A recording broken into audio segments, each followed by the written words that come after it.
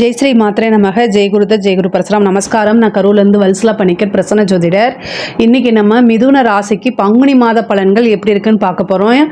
இந்த பங்குனி மாதம் 14/3/2025 வெள்ளிக்கிழமை மாலை 6:49க்கு பிறக்குது. மிதுன ராசியை பொறுத்த வரைக்கும் நல்ல அமைப்பு தான் இந்த பங்குனி மாதம்.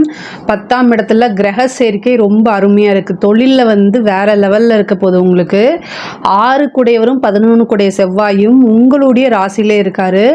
கோவங்களையும் பொறுமையாகவும் கையாளணும், வேறு எதுவுமே இல்லை, எல்லாமே சிறப்பாக இருக்குது. நீங்கள் ஒரு விஷயத்தை பேசுறதுக்கு முன்னாடி செய்கிறதுக்கு முன்னாடி இந்த விஷயம் கரெக்டா, இந்த விஷயத்தை செஞ்சால் என்ன பிரதிபலன் வரப்போகுது, நன்மையா தீமையா ரெண்டுலேயுமே யோசிக்கணும். பாசிட்டிவ் நெகட்டிவ் ரெண்டையுமே யோசிக்கணும், அவ்வளோதான், வேறு எதுவுமே இல்லை.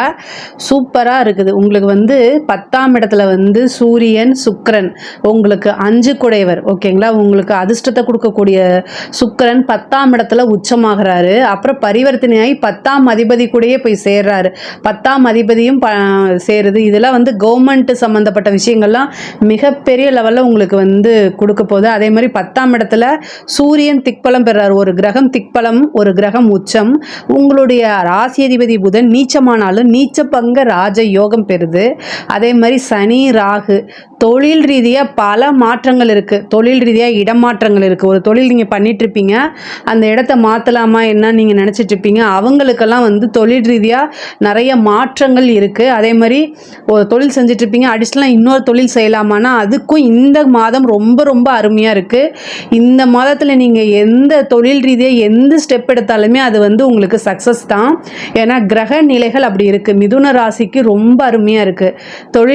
தொழில் ரீதியாக ஆனால் வெளியூர் வெளிமாநிலம் வெளிநாடு போகக்கூடிய அமைப்புகளும் இருக்குது. பங்குனி மாதம் 10 நாளுக்கு அப்புறம் செவ்வாய் உங்களுக்கு நீச்சமாகிறாரு. 2ஆம் இடத்துல வாக்கு ஸ்தானத்தில் நீச்சமாகுது. 6 கூடையவர் வாக்கு. அப்போது தொழிலில் இருந்தாலும் சரி, உத்தியோகத்தில் இருந்தாலும் சரி, பேசக்கூடிய வார்த்தைகளை ரொம்ப கவனமாக இருக்கணும். 10ஆம் இடத்துல சனி பதவி பறி போகும் அப்படிலாம் இல்லை. கிரக நிலைகள் அங்கே நல்லா இருக்குது.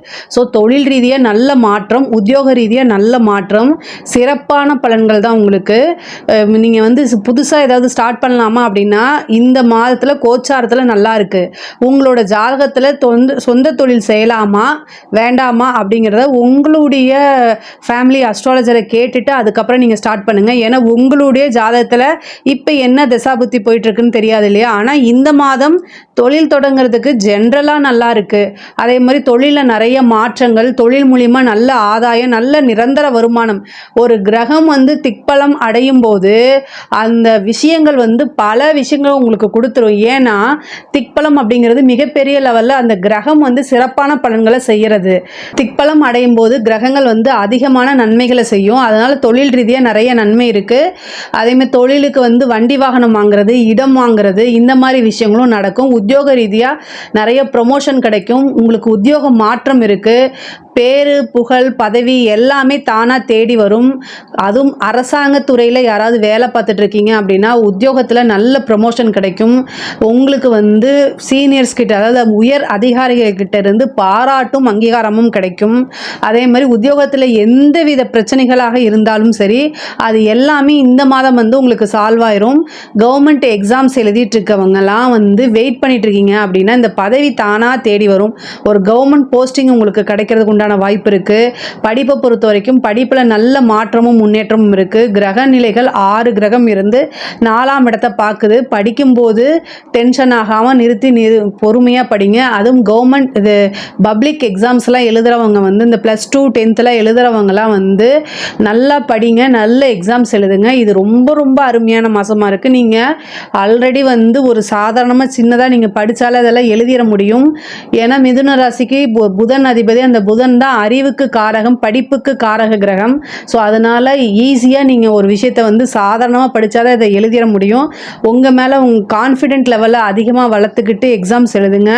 கண்டிப்பாக சக்ஸஸ் பண்ணிடுவீங்க. படித்து முடிச்சு நல்ல இந்த காலேஜ் படிச்சுட்டு இருக்கவங்களுக்குலாம் ஈஸியாக இந்த மாதம் பிளேஸ்மெண்ட் கிடச்சிடும். ஏன்னா 10ஆம் இடம் ரொம்ப சிறப்பாக இருக்கனால, அதே மாதிரி 6 கூடையவரும் உங்களுடைய ராசியிலே இருக்கனால பிளேஸ்மெண்ட்டெல்லாம் நல்ல நீங்கள் நினச்ச விரும்பின பிளேஸ்மெண்ட் தான் கிடைக்கிறதுக்கு உண்டான அமைப்பு இருக்குது.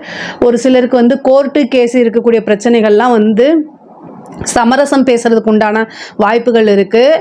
மிதுன ராசிக்காரங்க பொதுவாகவே கோர்ட்டு கேஸு அப்படிங்கிறதுல வந்து பார்த்திங்கன்னா வழக்குகளில் வெற்றி அப்படின்னா நீங்கள் ஒரு கேஸு போடணும், அதுக்கப்புறம் ஆப்போசிட் பார்ட்டி வந்து உங்ககிட்ட சமரசம் பேசுனாங்கன்னா நீங்கள் எந்த விதமாக யோசிக்காமல் அந்த சமரசத்துக்கு போயிருங்க.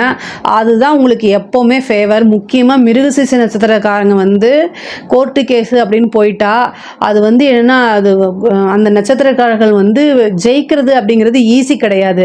கடைசியில் வந்து நீங்கள் நினச்சது ஒன்று தீர்ப்பு ஒன்றா வரும்.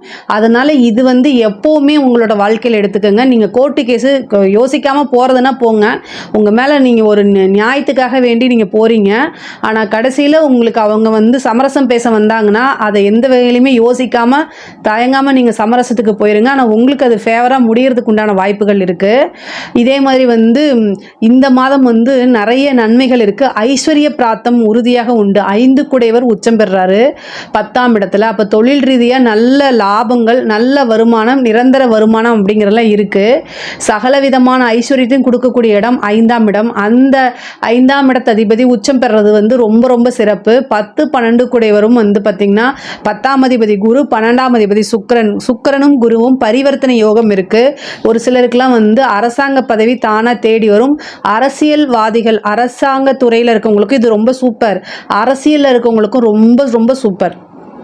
இவ்வளோ நாளாக வந்து உங்களுக்கு நீங்கள் எதிர்பார்த்துட்டு இருந்த அரசியல் பயணம் அப்படிங்கிறது, அரசியல் வாழ்க்கை அப்படிங்கிறது இந்த மாதத்துலேருந்து உங்களுக்கு நல்ல சிறப்பான முறையில் வந்து மாற்றங்கள் இருக்குது. நிறைய மாறிக்கிட்டே இருக்கும். இவ்வளோ நாளாக நீங்கள் போட்ட கடுமையான உழைப்புக்கு இப்போ வந்து இந்த மாதம் வந்து உங்களுக்கு நல்ல பலன்கள் இருக்குது. நீங்கள் வந்து என்ன யோக நரசிம்மர் வழிபாடு பண்ணுங்கள். மிதுன ராசிக்காரங்க யோக நரசிம்மர் வழிபாடு பண்ணும்போது அது மிகப்பெரிய லெவலில் உங்களுக்கு சக்ஸஸையும் வெற்றியும் கொடுக்கும். அதே நேரத்தில் நீங்கள் என்ன விஷயங்களை நினைக்கிறீங்களோ அத்தனை விஷயமும் காரியங்கள் கைகூடும். காரியத்தில் எந்தவித தடையாக இருந்தாலும் அதை எல்லாமே நிவர்த்தி பண்ணிடும். யோக நரசிம்மர் வழிபாடு பண்ணுங்க. இந்த யோக நரசிம்மர் வழிபாடு பண்ணும்போது கூடவே சக்கர தாழ்வாரையும் சேர்த்து வழிபாடு பண்ணும்போது இன்னும் கூடுதலான சிறப்பான பலன்கள் உங்களுக்கு கிடைக்கும். அதே மாதிரி பெண்களை பொறுத்த வரைக்கும் இது நல்ல அமைப்பு.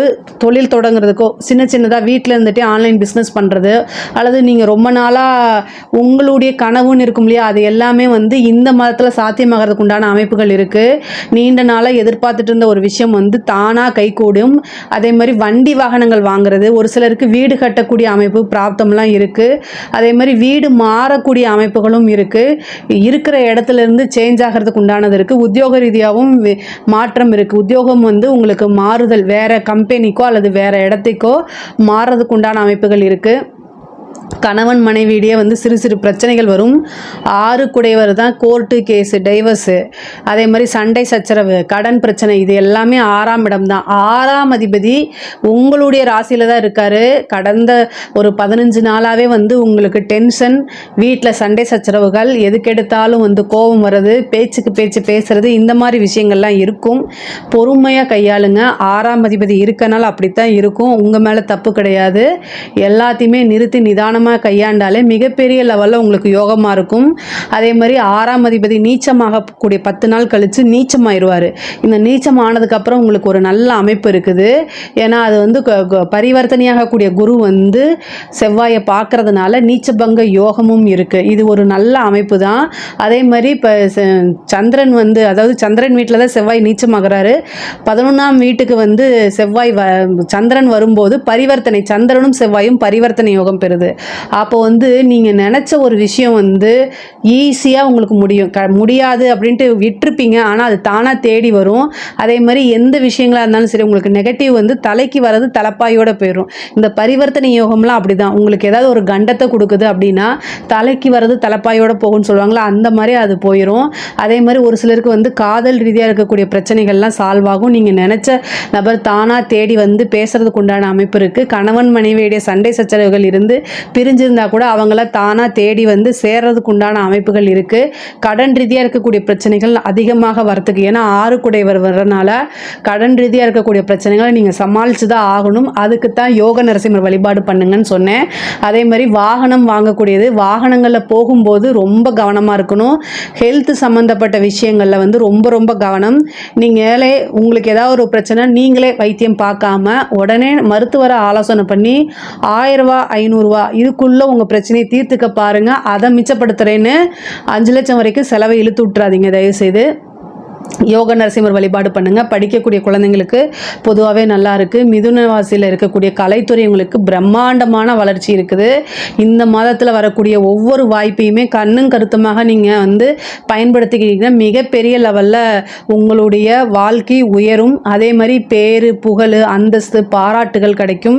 ஏற்கனவே கலைத்துறையில் வேலை பார்த்துட்டு இருக்கவங்களுக்கு மிகப்பெரிய லெவலில் பாராட்டு கிடைக்கிறத விட விருதுகள் கிடைக்கும். உங்களுக்கு நல்ல கலைமாமணி அந்த மாதிரி ஒரு பட்டங்கள் கிடைக்கிறதுக்கு உண்டானது, அதே மாதிரி உயர்ந்த விருதுகள்லாம் கிடைக்கிறதுக்கு உண்டான அமைப்பு இருக்குது. நீங்கள் ஒவ்வொரு வாய்ப்பையுமே சின்ன வாய்ப்பே அப்படின்னு தவற விட்டுறாதீங்க. உங்களுக்கு ஒரு சின்ன வாய்ப்பு வந்தாலும் அதுதான் உங்களை மிகப்பெரிய லெவலில் உயர்த்தி கொண்டு போக போகுது. பொதுவாகவே மிதுன ராசிக்கு இந்த பங்குனி மாதம் நல்ல சிறப்பான மாதமாக தான் இருக்குது. இதில் ஏதாவது சந்தேகங்கள் இருக்குது அப்படின்னா கமெண்ட்ஸில் சொல்லுங்கள். கண்டிப்பாக நான் ஆன்சர் பண்ணுறேன். நம்மளுடைய சேனலை லைக் பண்ணுங்கள், ஷேர் பண்ணுங்கள், சப்ஸ்கிரைப் பண்ணுங்கள். நன்றி, வணக்கம்.